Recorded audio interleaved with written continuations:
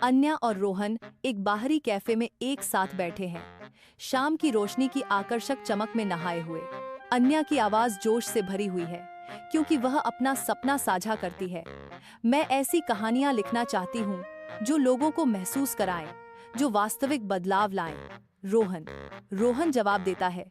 उसकी आंखों में उसकी अपनी महत्वाकांक्षा झलकती है। और मैं ऐसी जगह बनाना चाहता हूँ जो प्रेरित करें, जो हमें धरती और एक दूसरे से जोड़ें। सिर्फ कंक्रीट के डिब्बे नहीं, बल्कि ऐसे घर जहां लोग खुश रहें। अन्या अपने अपार्टमेंट में अपने कंप्यूटर पर काम करती है। रोहन आता है और अन्या को चाय का प्याला देता है। अन्या आश्वस्त करती है, हम करेंगे रोहन।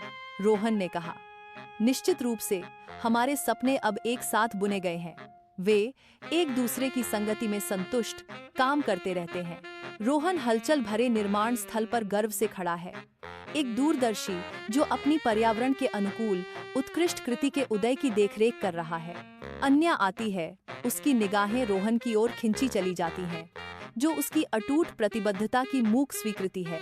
तुम सचमुच कर रहे हो रोहन, तुम एक बेहतर दुनिया बना रहे हो।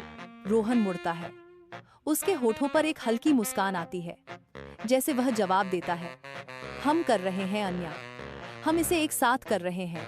अन्या अपने दफ्तर में बैठी है, एक महत्वपूर्ण कहानी में तल्लीन, दृढ़ संकल्प के साथ। अन्या अपना फोन उठाती है, खबर देने के लिए तैयार। अन्या की आवाज में दृढ़ विश्वास है, क्योंकि वह घोषणा करती है, मुझे लगता है कि मेरे पास यह कहानी है रोहन, यह दुनिया बदल सकती है।